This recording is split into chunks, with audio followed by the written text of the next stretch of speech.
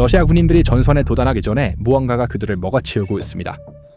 10명 중 9명은 적을 보지도 못하고 방가쇠를 당기지도 못한 채 전투가 시작되기도 전에 죽습니다. 지난주 한 러시아 전쟁 특파원이 이것을 한 문장으로 인정했고 모스크바는 침묵했습니다. 코테녹은 인원 손실의 80에서 90%가 접촉선으로 향하는 동안 발생한다고 말했습니다. 접촉선에서가 아니라 그저 그쪽으로 이동하는 동안입니다. 이 문장은 통계가 아닙니다. 전쟁의 엑스레이입니다. 군대가 적과 접촉하지 않고 녹아내릴 때 그것을 녹이는 것은 적이 아닙니다. 그것은 새로운 것이며 우크라이나는 그것을 조용히 4년 동안 발명했습니다. 코테녹의 문장의 무게는 숫자에 있지 않습니다. 그 숫자가 어디에 떨어지는가에 있습니다. 군사 역사는 수세기 동안 한 가지 규칙을 받아들였습니다.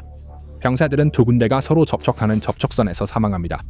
이 규칙은 워터루, 베르도행, 스탈링그라드에서 적용되었습니다. 코테녹은 이 규칙이 우크라이나에서 끝났다고 말합니다. 죽음은 전선에 있지 않습니다. 그것은 전선으로 가는 길에 있습니다. LRT의 돈바스 전선 관찰에 따르면 더 이상 고전적인 의미의 전선은 없습니다. 전선은 더 이상 선이 아닙니다. 그것은 하나의 구역이 되었고 그 구역은 공격자에게 최대 150km 깊이로 확장됩니다. 전쟁의 지형이 변하면 승자도 변합니다. 고전적인 지형에서는 공격자가 전선을 따라 병력을 집중시키고 한 지점을 돌파하여 후방에서 밀고 들어옵니다. 그러나 이 논리는 한 가지 전제 조건에 의존합니다. 병력이 전선에 도착해야 합니다. 우크라이나는 그 전제를 제거했고 이 장벽의 이름은 두 단어로 이루어져 있습니다. 죽음의 지리학. 그러나 이 지리학이 무엇을 파괴했는지를 이해하려면 먼저 러시아의 200년 공식을 이해해야 합니다. 200년 동안 러시아 군대는 하나의 공식, 즉 숫자와 힘을 가지고 있었습니다. 충분한 병력을 보내고 손실을 감수하더라도 목표에 도달하는 것입니다. 레닌그라드에서 효과가 있었습니다. 베를린에서도 효과가 있었습니다. CSIS 분석에 따르면 러시아는 우크라이나에서의 첫 해에만 제2차 세계대전 이후 모든 전쟁, 아프가니스탄과 체첸을 포함하여 보다 더 많은 사상자를 냈습니다. 하지만 푸틴은 같은 공식을 가지고 들어갔습니다. 그것은 효과가 없었고 숫자는 공식의 붕괴를 보여줍니다. 유나이티드 24 미디어에 따르면 2026년 첫 분기에 러시아는 도네츠크에서 점령한 제곱킬로미터당 310명의 병사를 잃었습니다. 작년에는 그 숫자가 120이었습니다. ISW 데이터에 따르면 2024년 말에 하루에 얻은 영토가 14.9 제곱킬로미터에서 2026년에는 5.5 제곱킬로미터로 감소했습니다. 3배 적은 땅, 3배 더 많은 사상자, 그리고 이것은 서방 분석가들만이 말하는 것이 아닙니다. MB 주요의 보도에 따르면 도네츠크에서 직접 싸운 러시아 지휘관이자 보스토크 대대 창립자인 알렉산더 호다코프스키는 자신의 텔레그램 채널에서 대규모 공격으로 돌아가면 손실이 8배 증가할 것이다. 대부분의 전투원이 전선에 도달하지 못할 것이기 때문이다. 라고 공개적으로 경고했습니다. 그 공식에 숨겨진 가정이 무너졌습니다. 압도적인 숫자가 행진합니다. 행진하는 숫자가 도착합니다. 이제 더 이상 도착하지 않습니다. 우크라이나가 그 사실의 두 번째 연결고리를 끊었습니다. 그렇다면 우크라이나는 어떻게 이것을 해냈을까요? 이것은 단순한 좋은 드론 이야기가 아닙니다. 이 시스템은 하룻밤 사이에 구축된 것이 아닙니다. 이것은 4년에 걸쳐 발전했습니다. 2022년에 FPV 드론의 범위는 외서 7km였습니다. ICDS 보고서에 따르면 2023년에서 2024년까지 적촉선에 따라 외서 10km의 죽음의 회랑이 형성되었습니다. 이 구역의 기존 요새는 살 수 없는 곳이 되었습니다. 하지만 통로는 여전히 좁았습니다. 러시아의 장갑차가 좁은 구역을 통과하면 그 선에 도달했고 수적 우위가 작용했습니다. 2024년 말까지 광섬유 드론이 등장했습니다. 표준 FPV는 무선 신호로 비행합니다. 방해받을 수 있습니다. 광섬유 FPV는 빛신호로 작동합니다. 전자전 시스템은 이를 감지할 수 없습니다. 유나이티드 24 미디어에 따르면 피타슈카 드론은 50km 광섬유 FPV로 전투 타격을 달성했습니다. 파이낸셜 타임스의 최전선 보도에 따르면 40km 케이블이 이제 표준입니다. 1년 전에는 10에서 20km였습니다. 2025년까지 ICDS는 사망선이 35에서 40km로 깊어졌다고 확인했습니다. 푸틴은 그의 교리를 업데이트했습니다. 장갑차는 오토바이로, 그 다음은 소규모 보병 부대로, 그 다음은 숲 침투로 대체되었습니다. 각 적응은 한 단계 하락이었고 러시아는 귀중한 자산을 전선에서 더 멀리 끌어냈습니다. 하지만 우크라이나는 이를 보았습니다. 2026년 초에 무인 시스템 부대 아래에 심층 타격 지휘 센터가 설립되었습니다. 텔레그래프에 따르면 ISW의 카테리나 스테파넨코는 이를 훨씬 더 체계적으로 변하고 있다고 설명했습니다. 조정 깊이 150km, 93마일. 하지만 CPI의 분석에 따르면 사망 지형은 아직 완성되지 않았습니다. 전 미국 특수부대 요원 브라이언 피켄스는 The National Interest의 중요한 대부분은 30에서 100km 범위에 있습니다. 우크라이나는 그곳에 확장 가능한 시스템이 없습니다. 라고 말했습니다. 이 중간 격차가 좁혀지고 있으며 그 속도는 전쟁의 결과를 결정할 경주 중 하나입니다. FPV 드론이 이륙하기 전에 무슨 일이 일어날까요? 누군가가 누군가에게 좌표를 줍니다. 그 좌표는 어디서 올까요? 러시아 포병 부대가 밤에 나무줄기를 따라 전진하고 있습니다. 구름이 덮여 있고 비가 내리고 있습니다. 고전적인 전쟁에서는 이 부대는 보이지 않습니다. 우크라이나 시스템에는 없습니다. SAR 위성 합성 개구 레이더. 구름을 보지 않고 어둠을 보지 않습니다. 그것이 보는 것은 움직이는 금속입니다. ICEY의 차펠라, IQPS와 같은 회사들이 이 기술을 거의 실시간으로 우크라이나에 제공하고 있습니다. 시스템의 척추 역할을 하는 스타링크, 수천 개의 위성이 끊김없는 연결을 제공합니다. 한 지상 부대가 타격을 받으면 다른 부대가 같은 순간에 연결됩니다. 우크라이나의 지휘 시스템은 본부에 있는 것이 아니라 현장에 있습니다. 그 위에 나토 신호 정보가 있습니다. 러시아 여단 본부가 무선 송신을 시작하면 대화가 끝나기 전에 해독되고 관련 부분은 이미 키이우에 도달합니다. 그래서 들판을 걷는 러시아 군인은 단 한 명의 적에게 감시받는 것이 아닙니다. 세계의 눈이 지켜보고 있습니다. 위성이 어디에 있는지 보여주고 신호가 그가 무엇을 할지 보여주며 드론이 어떻게 공격할지를 보여줍니다. 세 가지 기술, 세 가지 동맹 네트워크, 한 명의 군인. 러시아는 단지 우크라이나와 싸우는 것이 아니라 서방의 센서 생태계와 싸우고 있습니다. 그러나 죽음의 지리는 단지 현대 기술만이 아닙니다. 그것은 훨씬 더 오래된 것과 혼합되어 있으며 그 혼합이 없었다면 이 전쟁은 지금과는 다른 상황에 있을 것입니다. 카네기 재단의 분석에는 눈에 띄는 문장이 있습니다. 군대가 싸우는 방식이 그들이 배치하는 병사의 수보다 더 중요하다. 첫 번째 시대는 고대입니다. 방어 측은 지형을 알고 있습니다. 어떤 계곡이 통과 가능하고 어떤 언덕이 전망을 제공하며 어떤 길이 늪으로 이어지는지를 알고 있습니다. 이 비대칭성은 수세기 동안 전쟁의 결정지였습니다. 핀란드의 겨울 전쟁에서 소련을 막았습니다. 베트남 정글에서 미국을 약화시켰습니다. 아프가니스탄 산맥에서 두 초강대국을 패배시켰습니다. 그러나 고대의 논리는 약점이 있었습니다. 방어자는 지형을 알고 있었지만 공격자가 가까이 올 때까지 적이 어디에 있는지 볼 수 없었다. 두 번째 시대는 현대이다.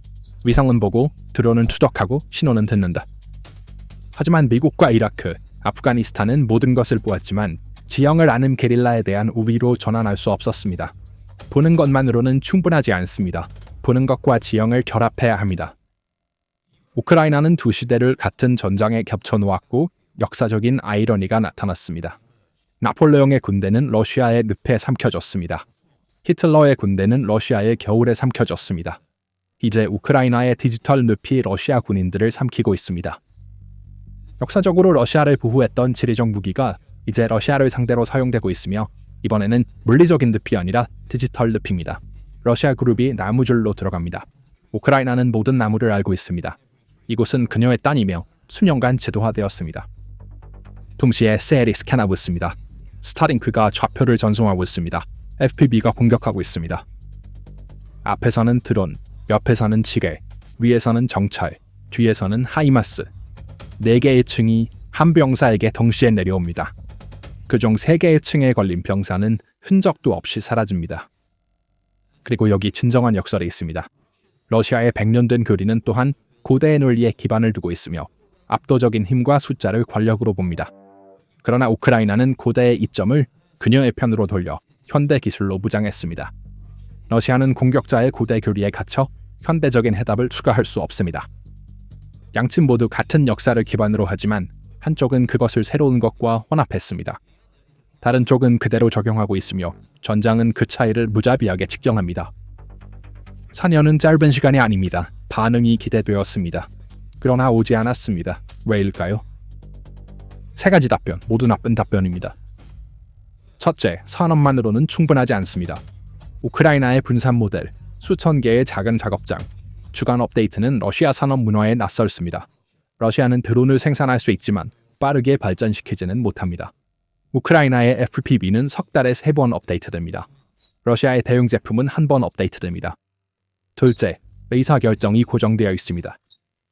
교리의 변화는 약점의 인정이다. 푸틴 정권은 옛 방식이 통하지 않았다고 말할 수 없다. 왜냐하면 내부 정당성은 지속적인 승리 서사에 의존하기 때문이다. 전선에서 오는 나쁜 소식은 위로 전달되지 않습니다. 왜냐하면 그것을 전하는 장교가 자신의 경력을 위험에 빠뜨리기 때문입니다. 셋째, 가장 충격적인 것은 인명 손실이 크렘린에게는 무료라는 점입니다. CSIS에 따르면 죽어가는 군인들은 모스크바 엘리트의 자녀들이 아닙니다. 그들은 극북, 극동, 그리고 감옥에서 옵니다. 그들의 죽음은 미디어 이벤트가 되지 않습니다. 교리는 비용을 지불하는 사람이 신경 쓸 때만 바뀝니다. 비용을 지불하는 사람들은 결정 테이블이 아닌 현장에 있습니다. 전쟁은 장군이 아니라 병사에 의해 결정되며 우크라이나 전선의 러시아 병사는 이 부담을 감당할 수 없습니다. 2026년의 러시아 계약 군인을 상상해 봅시다. 그는 모스크바의 부유한 지역 출신이 아닙니다. 그는 브리아티아, 투바, 다게스탄, 시베리아 동촌 출신입니다. 그가 계약하는 주된 이유는 애국심이 아니라 돈, 빚을 갚거나 집을 사거나 자녀의 교육을 위한 자금 마련이다. 계약 후 훈련이 시작된다.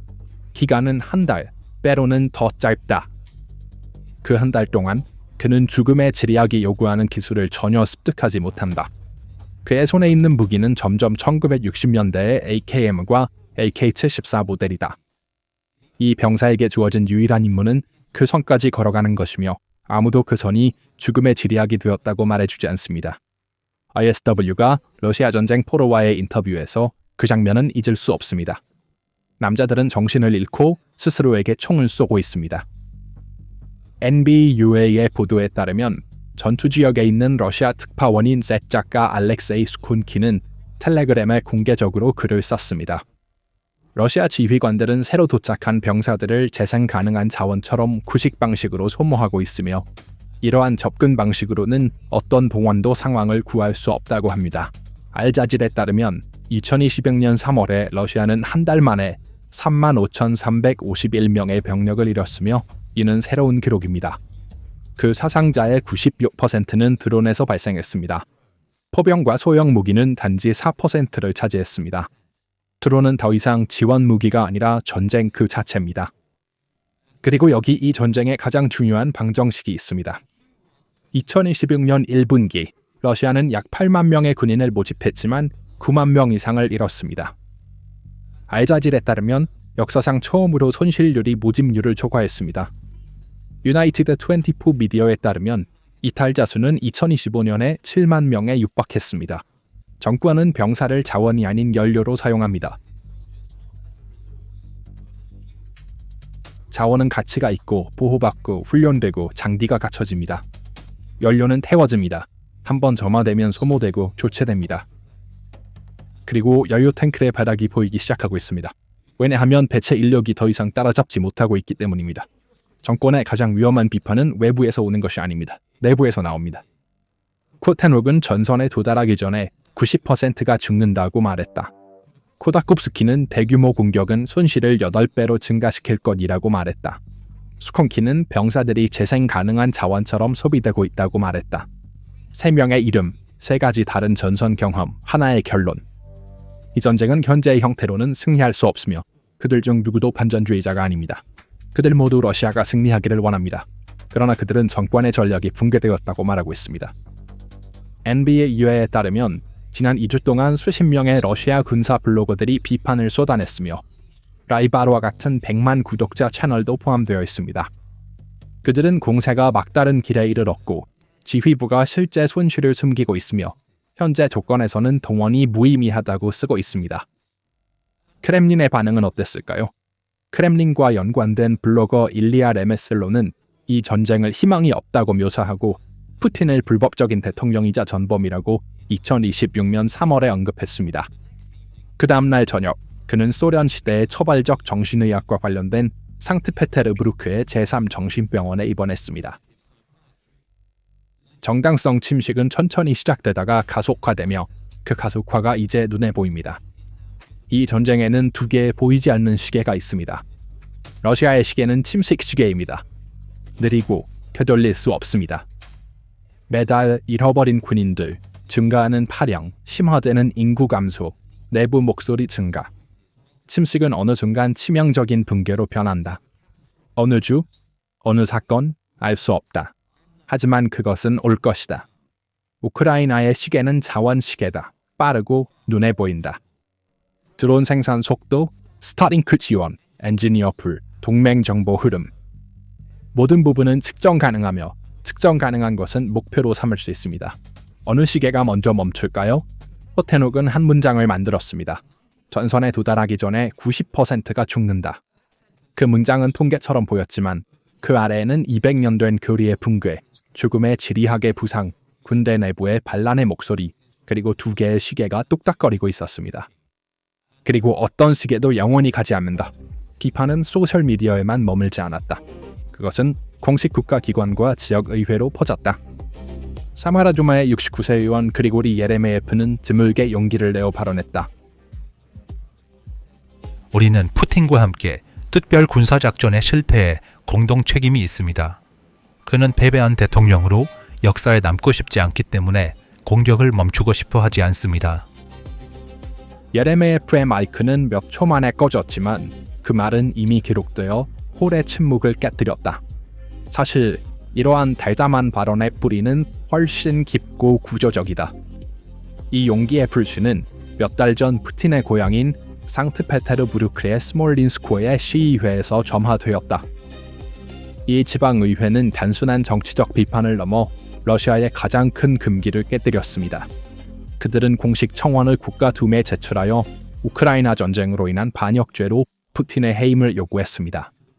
게다가 이 의회 의원들은 그렇게 하면서 감정적인 구호에 의존하지 않았습니다. 그들은 정권의 헌법에 기반한 4가지 근본적인 주장을 제시했습니다. 이 주장은 군대의 파괴, 인구 재앙, 경제 붕괴, 전략적 패배였습니다. 그들은 두마가 푸틴을 재판에 세우지 않을 것을 알고 있었습니다. 그들의 목표는 어둠 속에서 횃불을 밝히는 것이었고 그들은 성공했습니다. 정치인과 지역 공무원들의 비판은 시스템에 위험합니다. 그러나 군대 최고위층에서 나오는 고백은 시스템의 근본적인 기둥이 흔들리고 있음을 드러냅니다. 러시아의 군사 엘리트가 침묵을 깼습니다. 러시아에서 가장 경험 많은 군사 인물 중 한 명인 블라디미르 츠르킨 대령이 RBC 라디오에 출연하여 역사적인 고백을 했습니다. 우리는 심각하고 가혹한 교훈을 배웠습니다. 츠르킨은 크렘린의 우크라이나인의 70%가 우리를 지지한다고 말한 러시아 정보기관에 공개적으로 낙제점을 주었습니다. 그는 러시아 군대가 트빌리시 증후군의 희생양이 되어 2008년 조지아 전쟁의 승리의 환희로 인해 우크라이나를 사흘 만에 점령할 수 있다고 믿었다고 인정했습니다. 그는 전 국방장관 쇼이구가 키이우 철수를 선의의 제스처로 발표한 것을 조롱하기까지 했다. 그는 이것을 치명적인 패배라고 불렀다. 전쟁을 비판하면 15년형을 받을 수 있는 나라에서 2022년 이후 2만 1000명 이상이 수감된 상황에서 고위급 장군이 이런 말을 하고 있지만 아무도 그를 체포하러 오지 않습니다. 이렇게 두려움의 벽이 무너지고 있습니다. 그래서 어떻게 생각하시나요? 러시아가 이 죽음의 지리에서 벗어날 방법을 찾을 수 있을까요? 아니면 우크라이나가 구축한 구조가 이미 전쟁의 운명을 결정했을까요? 댓글로 의견을 공유해주세요. 채널을 구독하고 알림을 켜서 PPR 글로벌의 최신 분석을 받아보세요. 저희를 선택해주셔서 감사합니다.